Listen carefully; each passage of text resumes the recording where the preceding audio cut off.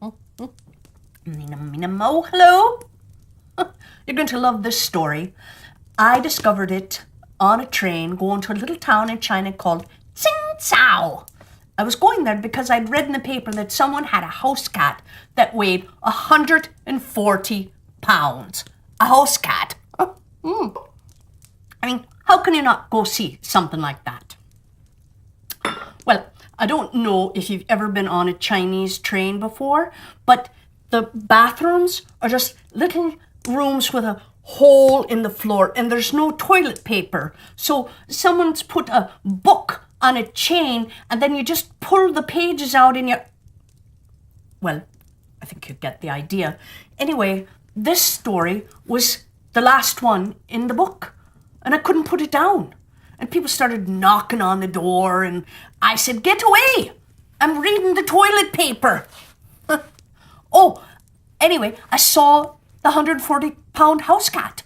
And I said to the woman, "How does a cat get that big?" And she said, "Potato chips and video games." Rapunzel. Once upon a time, there lived a man and his wife who were very unhappy because they had no children. These good people had a little window at the back of their house which looked out into the most lovely garden full of all manner of beautiful flowers and vegetables, but the garden was surrounded by a high wall and no one dared enter it, for it belonged to a witch of great power who was feared by the whole world. One day the woman stood at the window overlooking the garden and saw there a bed full of the finest rampion. The leaves looked so fresh and green that she longed to eat them. The desire grew day by day, and just because she knew she couldn't possibly get any, she pined away and became quite pale and wretched. And then her husband grew alarmed and said, "What ails you, dear wife?" "Oh," she answered, "if I don't get some rampion to eat out of the garden behind the house, I know I shall die." The man, who loved her dearly, thought to himself, "Well, come, rather than let your wife die, you shall fetch her some rampion, no matter the cost." So at dusk he climbed over the wall into the witch's garden and hastily gathered a handful of rampion leaves. He returned with them to his wife. She made them into a salad, which tasted so good that her longing for the forbidden food was greater than ever. If she were to know any peace of mind at all, there was nothing for it but that her husband should climb over the garden wall again and fetch some more. So at dusk, over he got, but when he reached the other side, he drew back in terror, for there, standing before him, was the old witch. "How dare you," she said with a wrathful glance, "climb into my garden and steal my rampion like a common thief? You shall suffer for your foolhardiness." "Oh," he implored, "pardon my presumption. Necessity alone drove me to the deed. My wife saw your rampion from her window and conceived such a desire for it that she would certainly have died if her wish had not been gratified." Then the witch's anger was a little appeased, and she said, "If it's as you say, you may take away as much rampion with you as you like, but on one condition only, that you give me the child your wife will shortly bring into the world. All shall go well with it, and I will look after it like a mother." The man in his terror agreed to everything she asked, and as soon as the child was born, the witch appeared, and having given it the name of Rapunzel, which is the same as rampion, she carried it off with her. Rapunzel was the most beautiful child under the sun. When she was 12 years old, the witch shut her up in a tower in the middle of a great wood, and the tower had neither stairs nor doors, only high up at the very top a small window.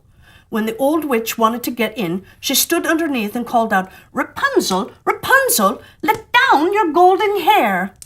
For Rapunzel had wonderful long hair, and it was as fine as spun gold. And whenever she heard the witch's voice, she unloosed her braid and let her hair fall down out of the window about 20 yards below, and the old witch climbed up by it. After they had lived like this for a few years, it happened one day that a prince was riding through the wood and passed by the tower. And as he drew near, he heard someone singing so sweetly that he stood spellbound and listened. It was Rapunzel, in her loneliness, trying to while away the time by letting her sweet voice ring out into the wood. The prince longed to see the owner of the voice, but he sought in vain for a door in the tower. He rode home, but he was so haunted by the song he had heard that he returned every day to the wood and listened. One day, when he was standing thus behind a tree, he saw the old witch approach and heard her call out, "Rapunzel, Rapunzel, let down your golden hair." Then Rapunzel let down her braid, and as the witch climbed up by them. "So, that's the staircase, is it?" said the prince. "Then I too will climb it and try my luck." So, on the following day at dusk, he went to the foot of the tower and he cried, "Rapunzel, Rapunzel, let down your golden hair." And as soon as she had let it down, the prince climbed up. Well, at first Rapunzel was terribly frightened when a man came in, for she'd never seen one before. But the prince spoke to her so kindly and told her at once that his heart had been so touched by her singing that he felt he should know no peace of mind till he had seen her. Very soon Rapunzel forgot her fear, and when he asked her to marry him, well, she consented at once, for she thought, he is young and handsome, and I'll certainly be happier with him than the old witch. So she put her hand in his and said, "Yes, I will gladly go with you. Only how am I to get down out of the tower?" "Every time you come to see me, you must bring a skein of silk with you, and I will make a ladder of them, and when it's finished, I will climb down by it, and you will take me away on your horse."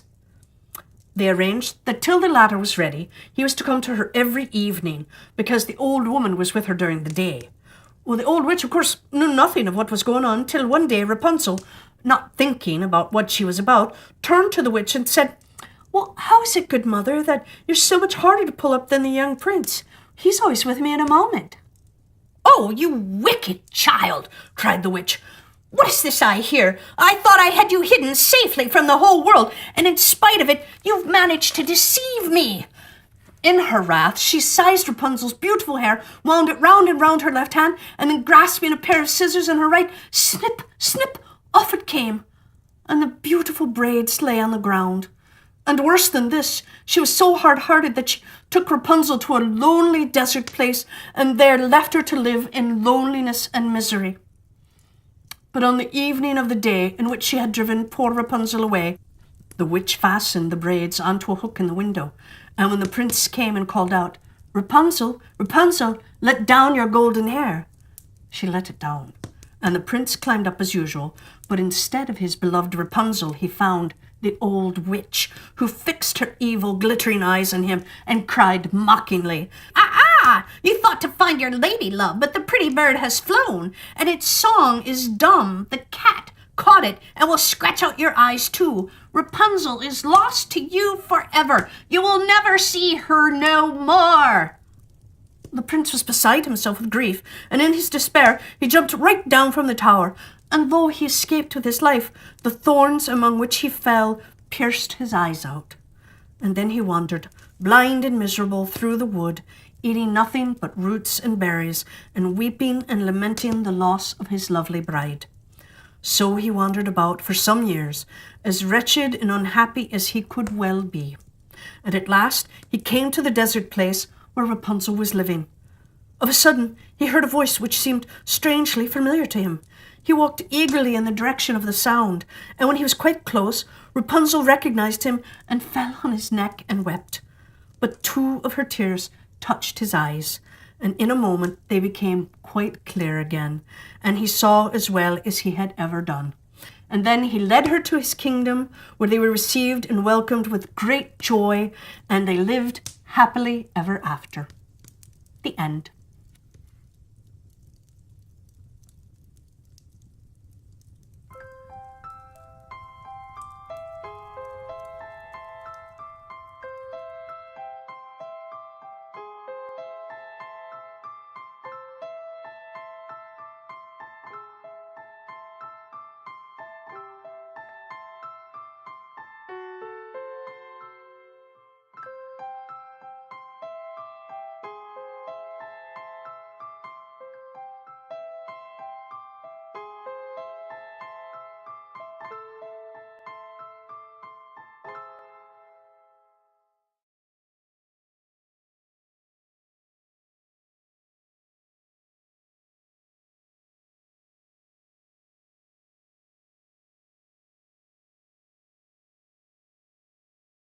If you set off the smoke detector one more time, out you go. I mean it. Oh, hello. When I was growing up, we lived in a very old house. All sorts of creatures used to find their way through the cracks. Mice, bats, chipmunks, and the worst thing we ever had was a rat. Oh, it was big and grey with sharp teeth, but it was so smart that no matter what we did, well, we just couldn't catch it. Finally, my mother bought a rat terrier, which is a type of dog that loves catching rats. I named him Dickens, and we set him to work. Well, Dickens tried to catch that rat for 6 months. Every day he'd get up and chase it round the house, but the rat was always a little too fast and a little too smart for poor Dickens, and it drove him crazy. One day, the rat seemed slower than usual, as if he'd hurt one of his legs. Dickens knew that this was his big chance, and he jumped on that rat, and he grabbed him in his mouth, and he shook the life out of him. Dickens was a hero that day, and I had never seen a happier dog. The funny thing was, only a week or two later, well, Dickens had become sad and mopey. All he wanted to do was sleep, and even dinner time didn't excite him anymore. You see, dogs are like people. They need a job, a purpose in life, and without it, they just grow old and tired. Even though Dickens hated that rat, it had given him a purpose. Finally, I went to the city and searched the gutters until I found a big black rat. I brought him home in a shoebox, set him loose, and sure enough, Dickens suddenly came alive again.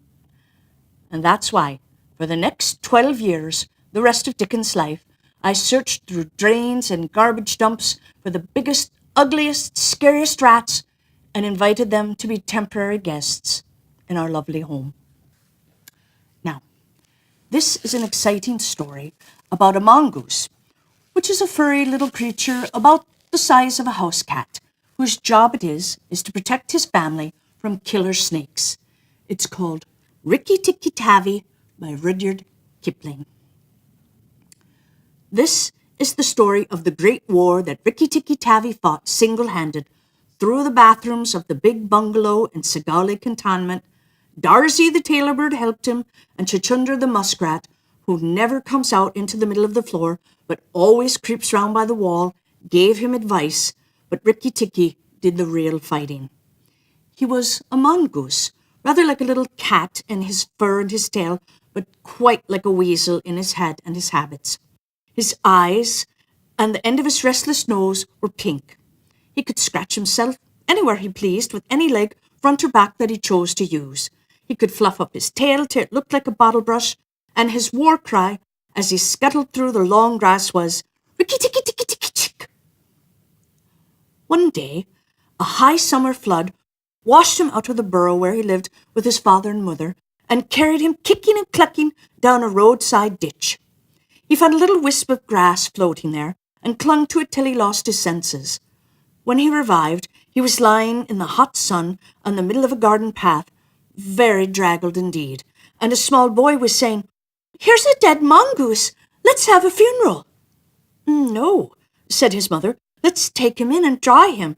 Perhaps he isn't really dead."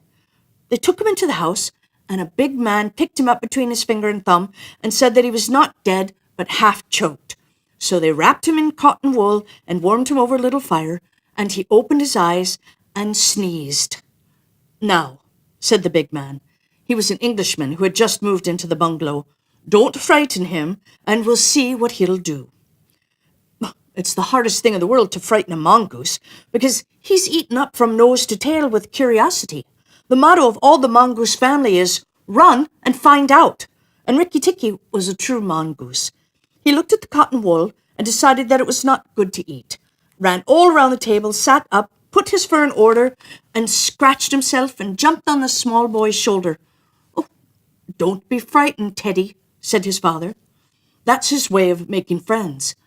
"Ouch, he's tickling under my chin," said Teddy. Rikki Tikki looked down between the boy's collar and the neck, snuffled at his ear, and climbed down to the floor where he sat, rubbing his nose.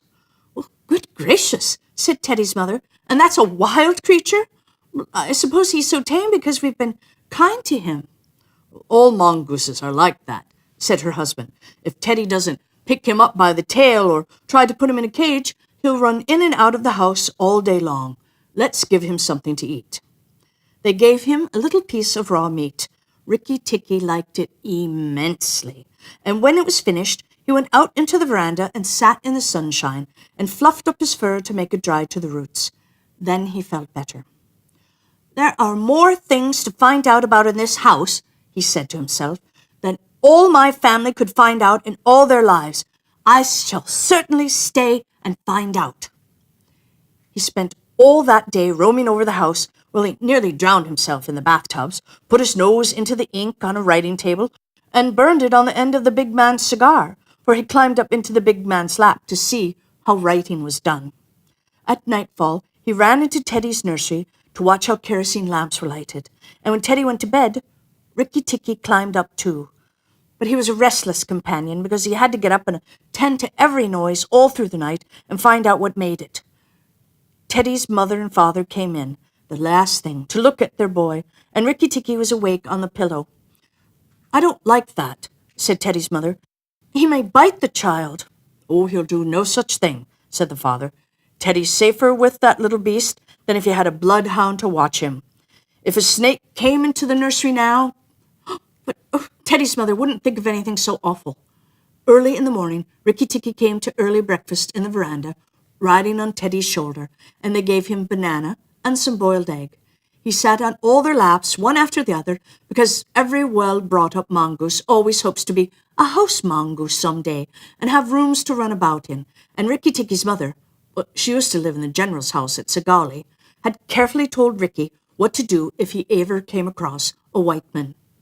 Then Rikki Tikki went out into the garden to see what was to be seen. It was a large garden, only half cultivated, with bushes as big as summer houses, of Marshall Neal roses, lime and orange trees, clumps of bamboo, and thickets of high grass. Rikki Tikki licked his lips. "This is a splendid hunting ground," he said, and his tail grew bottle-brushy at the thought of it, and he scuttled up and down the garden, snuffling here and there until he heard very sorrowful voices in the thorn bush. It was Darzy, the tailor bird, and his wife.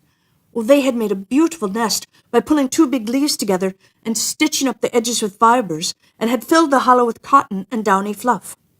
The nest swayed to and fro as they sat on the rim and cried. "What is the matter?" asked Rikki Tikki. "Oh, we are very miserable," said Darzy.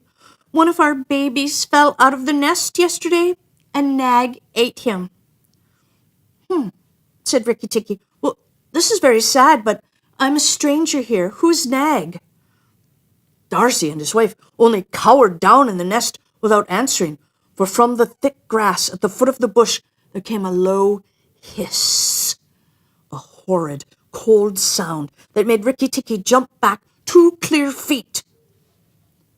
Then inch by inch, out of the grass, rose up the head and spread hood of Nag, the big black cobra, and he was 5 feet long from tongue to tail.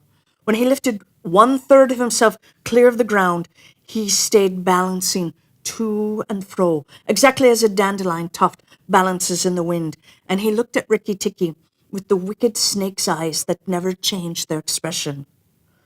Whatever may be the snake thinking? "Who is Nag?" said he. "I am Nag. The great god Brahm put his mark upon all our people when the first cobra spread his hood to keep the sun off Brahm as he slept. Look and be afraid." He spread out his hood more than ever, and Rikki Tikki saw the spectacle mark on the back of it that looks exactly like the eye part of a hook and eye fastening. He was afraid for a minute, but it's impossible for a mongoose to stay frightened for any length of time, and though Rikki Tikki had never met a live cobra before, his mother had fed him on dead ones, and he knew that all a grown mongoose's business in life was to fight and eat snakes. Nag knew that too, and at the bottom of his cold heart he was afraid. "Well," said Rikki Tikki, and his tail began to fluff up again. "Marks or no marks, do you think it's right for you to eat fledglings out of a nest?" Nag was thinking to himself and watching the least little movement in the grass behind Rikki Tikki. He knew that mongooses in the garden meant death, sooner or later for him and his family, but he wanted to get Rikki Tikki off his guard, so he dropped his head a little and put it on one side. "Let us talk," he said. "You eat eggs. Why should not I eat birds?" "Behind you! Look behind you!" sang Darcy. Rikki Tikki knew better than to waste time in staring. He jumped up in the air as high as he could go, and just under him whizzed by the head of Nagina, Nag's wicked wife. She had crept up behind him as he was talking to make an end of him. He heard her savage hiss as the stroke missed. He came down almost across her back, and if he'd been an old mongoose, we would have known that that was the time to break her back with one bite. But he was afraid of the terrible lashing return of the cobra. Well, he bit indeed, but he did not bite long enough, and he jumped clear of the whisking tail, leaving Nagina torn and angry. "Wicked, wicked Darcy," said Nag, lashing up as high as he could reach toward the nest in the thorn bush. But Darcy had built it out of reach of snakes, and it only swayed to and fro. Rikki Tikki felt his eyes growing red and hot, which a mongoose's eyes grow red and hot. He's angry. And he sat back on his tail and hind legs like a little kangaroo and looked all around him and chattered with rage. But Nag and Nagina had disappeared into the grass. When a snake misses its stroke, it never says anything or gives any sign of what it means to do next. Rikki Tikki did not care to follow them, for he did not feel sure that he could manage 2 snakes at once. So he trotted off on the gravel path near the house and sat down to think. It was a serious matter for him. If you read the old books of natural history, well, you'll find that they say that when a mongoose fights the snake and happens to get bitten, he runs off and eats some herbs that cure him. This is not true. The victory is only a matter of quickness of eye and quickness of foot. Snakes blow against mongooses jump. And as no eye can follow the motion of a snake's head when it strikes, well, this makes things much more wonderful than any magic herb. Rikki Tikki knew he was a young mongoose, and it made him all the more pleased to think that he had managed to escape a blow from behind. It gave him confidence in himself, and when Teddy came running down the path, Rikki Tikki was ready to be petted. But just as Teddy was stooping, something wriggled a little in the dust, and a tiny voice said, "Be careful, I am Death."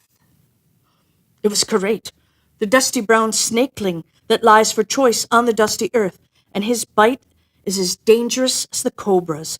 But he is so small that nobody thinks of him, and so he does the more harm to people. Rikki Tikki's eyes grew red again, and he danced up to Karate with the peculiar rocking, swaying motion that he had inherited from his family. It looks very funny, but it's a perfectly balanced gait.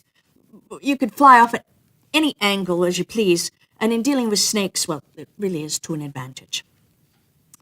If Rikki Tikki had only known, he was doing a much more dangerous thing than fighting Nag, for Karate is so small and turns quickly that unless Rikki bit him close to the back of the head, he would get the return stroke in his eye or his lip. But Rikki did not know.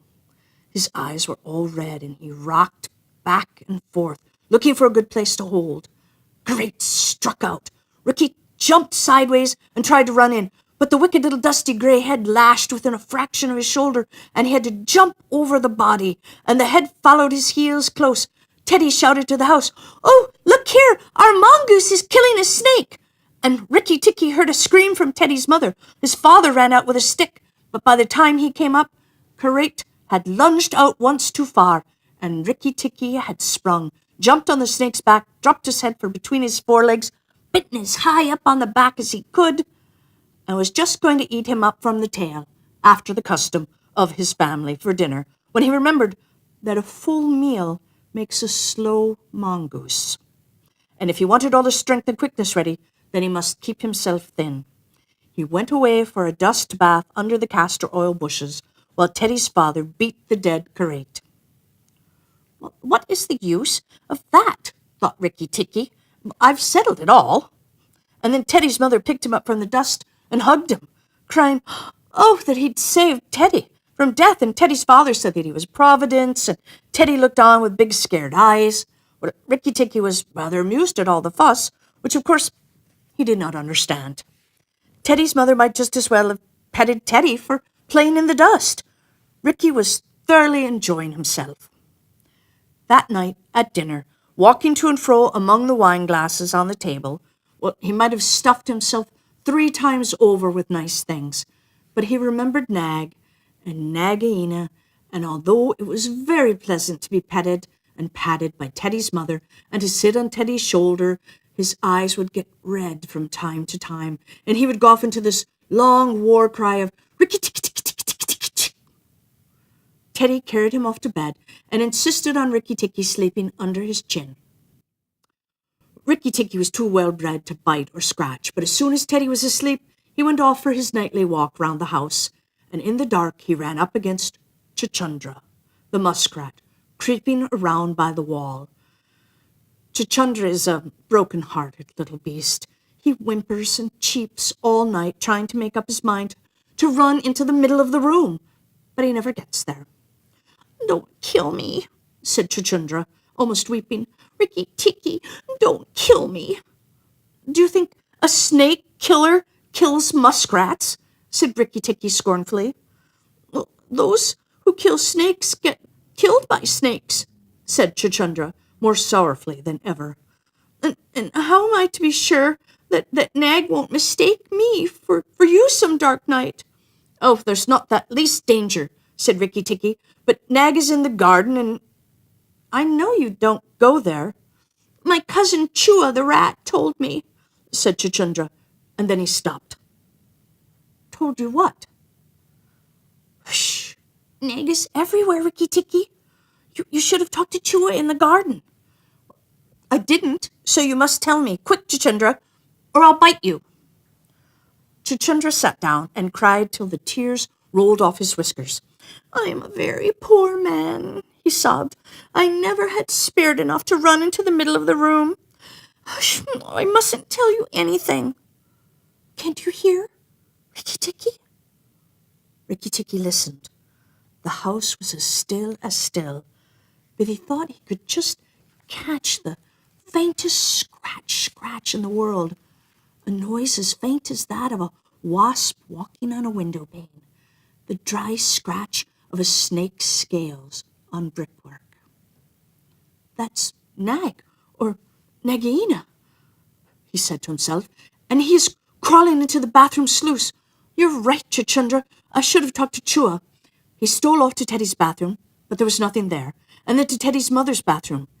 At the bottom of the smooth plaster wall, there was a brick pulled out to make a sluice for the bathwater, and as Rikki Tikki stole in by the masonry curb where the bath is put, he heard Nag and Nagaina whispering together outside in the moonlight.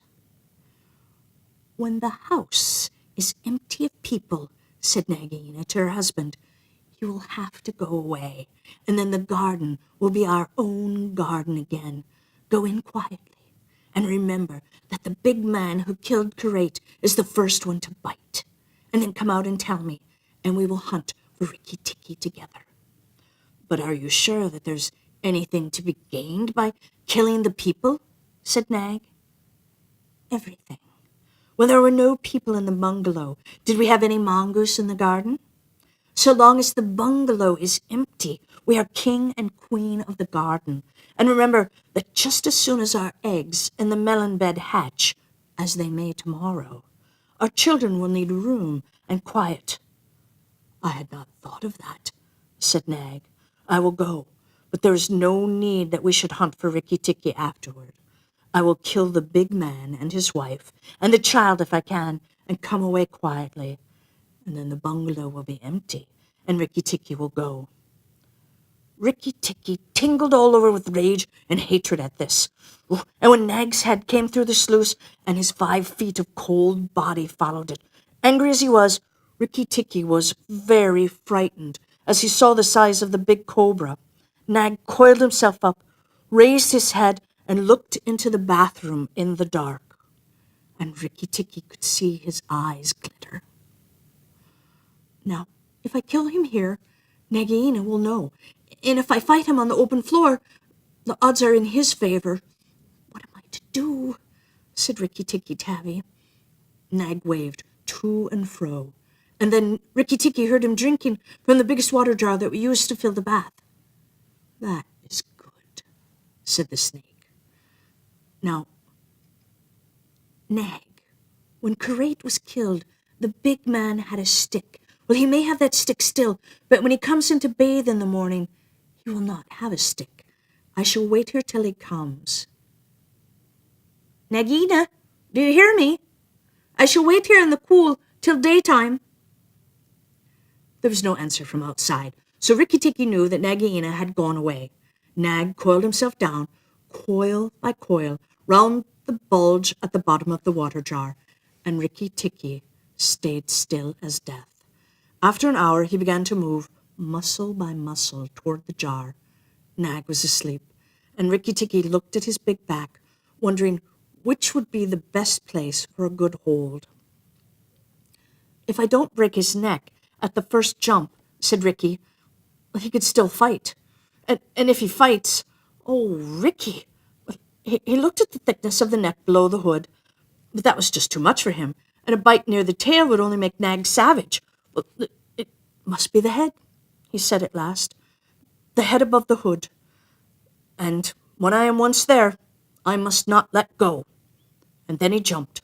The head was lying a little clear of the water jar, under the curve of it, and as his teeth met, Rikki braced his back against the bulge of the red earthenware jar to hold down the head, and then he gave just 1 second's purchase, and he made the most of it. Oh, he was battered to and fro as a rat is shaken by a dog, to and fro on the floor, up and down and around in great circles, but his eyes were red, and he held on as the body cart whipped over the floor, upsetting the tin dipper and the soap dish and the flash brush, and banged against the tin side of the bath. As he held, he closed his jaws tighter and tighter, for he made sure he would be banged to death, and for the honor of his family he preferred to be found with his teeth locked. Oh, he was dizzy. Oh, ouch, and felt shaken to pieces, when something went off like a thunderclap just behind him. A hot wind knocked him senseless, and red fire singed his fur. The big man had been awakened by the noise, and had fired both barrels of a shotgun into Nag just behind the hood. Rikki Tikki held on with his eyes shut, for now he was quite sure he was dead. But the head did not move, and the big man picked him up and said, "It's the mongoose again, Alice. The little chap has saved our lives now." Then Teddy's mother came in with a very white face and saw what was left of Nag, and Rikki Tikki dragged himself to Teddy's bedroom and spent half the rest of the night shaking himself tenderly to find out whether he was really broken into 40 pieces, as he'd fancied. Well, when morning came, he was very stiff, but well pleased with his doings. "Now I have Nagaina to settle with, and she'll be worse than 5 nags, and there's no knowing when the eggs she spoke of will hatch. Oh, goodness, I must go and see Darzy," he said, and without waiting for breakfast, Rikki Tikki ran to the thorn bush, where Darzy was singing a song of triumph at the top of his voice. The news of Nag's death was all over the garden, for the sweeper had thrown the body on the rubbish heap. "Oh, you stupid tuft of feathers," said Rikki Tikki angrily. Is this the time to sing?" "Nag is dead, is dead, is dead," sang Darzy. "The valiant Rikki Tikki Tikki caught him by the head and held him fast. The big man brought the bang stick, and Nag fell into 2 pieces. You'll never eat my babies again." "All that's true enough, but where's Nagina?" said Rikki Tikki, looking carefully around him. "Nagina came into the bathroom sluice and called for Nag," Darzy went on, "and Nag came out on the end of a stick. Well, the sweeper picked him up on the end of a stick and threw him upon the rubbish heap. 'Let us sing about the great red-eyed Rikki Tikki,' and Darzy filled his throat and sang. If you could just go in your nest, well, stop it, or I'll roll your babies out," said Rikki Tikki. You just don't know when to do the right thing at the right time. You're safe enough in your nest there, but it's war for me down here. Now stop singing a minute, Darzy." "Oh, For the great, beautiful Rikki Tikki's sake, I will stop, said Darcy. Now, what is it? Oh, killer of the terrible nag! Where is Nagaina for the third time? On the rubbish heaps? Mourning, mourning for Nag. Great is Rikki Tikki with the white teeth. Bother with my white teeth! Have you ever heard where she keeps her eggs? Oh, yes, in the melon bed, on the end nearest the wall where the sun strikes nearly all day. She hid them there weeks ago. And you never thought it worth while to tell me? The end nearest the wall, you said. Rikki Tikki, you're not going to eat her eggs? Well, not exactly. No. Darcy, if you have a grain of sense, you'll fly off to the stables and pretend that your wing is broken and let Nagaina chase you away in the bush. I must get to the melon bed, and if I went there now, she'd see me. Darcy was a feather-brained little fellow who could never hold more than one idea in his head at a time. But his wife was a sensible bird, and she knew that cobra's eggs meant young cobras sooner or later. So she flew out from the nest and left Darcy to keep the babies warm and continue his song about the death of old Nag. Darcy was very much like a man in some ways. She fluttered in front of Nagaina by the rubbish heap and cried out, "Oh, my wing is broken. Oh, the boy in the house threw a stone and broke it." And then she fluttered more desperately than ever. Nagaina lifted up her head and hissed, "You warned Rikki Tikki when I would have killed him. Indeed and truly, you've chosen a bad place to be lame in." And she moved toward Darcy's wife, slipping along over the dust. "The boy broke it with a stone!" shrieked Darcy's wife. "Well, it may be some consolation to you when you're dead to know that I shall settle accounts with the boy. My husband lies in the rubbish heap this morning, but before night the boy in the house will be very still." "What is the use of running away? I am sure to catch you, little fool. Look at me." Darcy's wife knew better than to do that, for a bird who looks at a snake's eyes gets so frightened that she cannot move. Darcy's wife fluttered on, piping sorrowfully and never leaving the ground, and Nagaina quickened her pace. Rikki Tikki heard them going up the path from the stables, and he raced for the end of the melon patch near the wall. There, in the warm, littered above the melons, very cunningly hidden, he found 25 eggs, about the size of a bantam's eggs, but with whitish skin instead of shell. "I was not a day too soon," he said, for he could see the baby cobras curled up inside under the skin, and he knew that the minute that they were hatched, they could each kill a man or a mongoose. He bit off the tops of the eggs as fast as he could, taking care to crush the young cobras, and turned over the litter from time to time to see whether he had missed any. At last there were only 3 eggs left, and Rikki Tikki began to chuckle to himself, when he heard Darcy's wife screaming, "Rikki Tikki! I led Nagaina toward the house, and she's gone into the veranda, and oh, come quickly! She means killing!" Rikki Tikki smashed 2 eggs and tumbled backward down the melon bed with the 3rd egg in his mouth and scuttled to the veranda as hard as he could, put foot to the ground.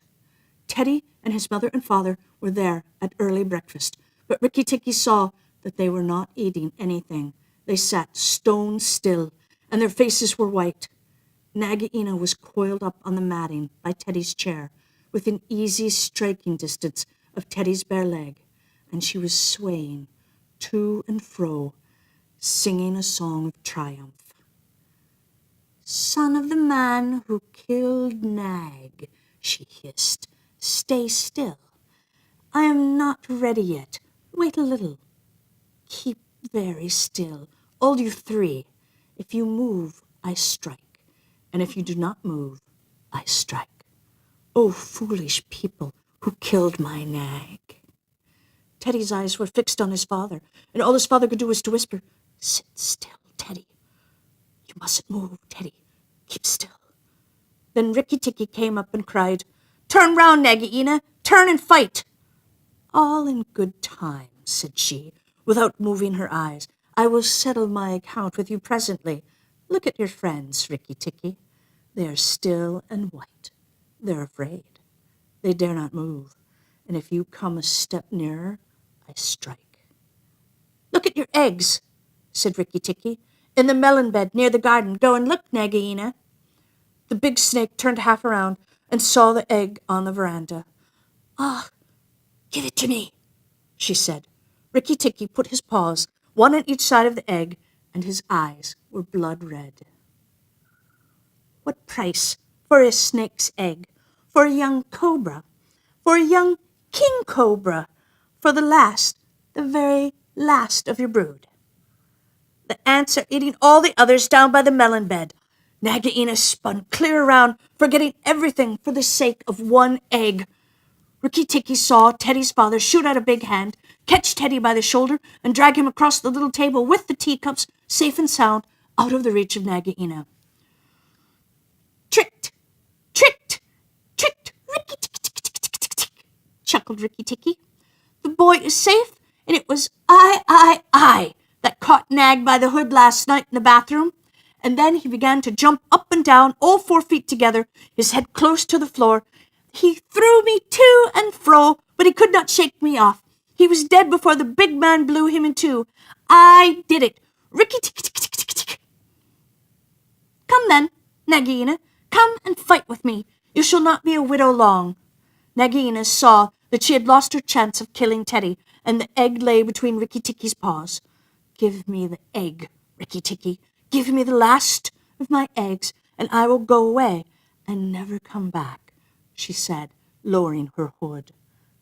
Yes, you will go away, and you will never come back, for you will go to the rubbish heap with Nag. Fight, widow! The big man is gone for his gun. Fight! Rikki Tikki was bounding all around Nagaina, keeping just out of reach of her stroke. His little eyes were just red-hot coals. Nagaina gathered herself together and flung out at him. Rikki Tikki jumped up and backwards. Again and again she struck, and each time her head came with a whack on the matting of the veranda, and she gathered herself together like a watch spring. Then Rikki Tikki danced in a circle to get behind her, and Nagaina spun around to keep her head to his head, so that the rustle of her tail on the matting sounded like dry leaves being blown by the wind. He had forgotten the egg.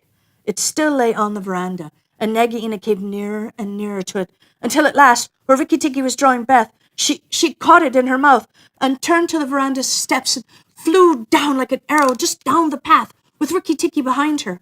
When the cobra runs for her life, well, she goes like a whiplash flicked across a horse's neck. Rikki Tikki knew that he must catch her, or the trouble would begin again. She headed straight for the long grass by the thorn bush, and as he was running, Rikki Tikki heard Darcy still singing his foolish little song of triumph.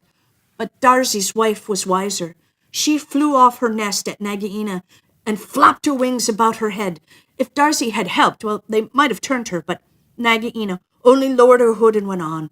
And still, the instant's delay brought Rikki Tikki up to her, and as she plunged into the rat hole where she and Nag used to live, his little white teeth were clenched on her tail, and he went down with her.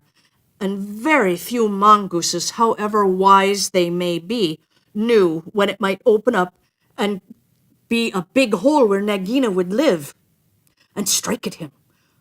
He turned on savagely and struck out his feet to act like brakes, and on the dark slope of the hot, moist earth. Then the grass at the mouth of the hole stopped waving, and Darcy said, "Oh, it's all over with Rikki Tikki. We must sing his death song.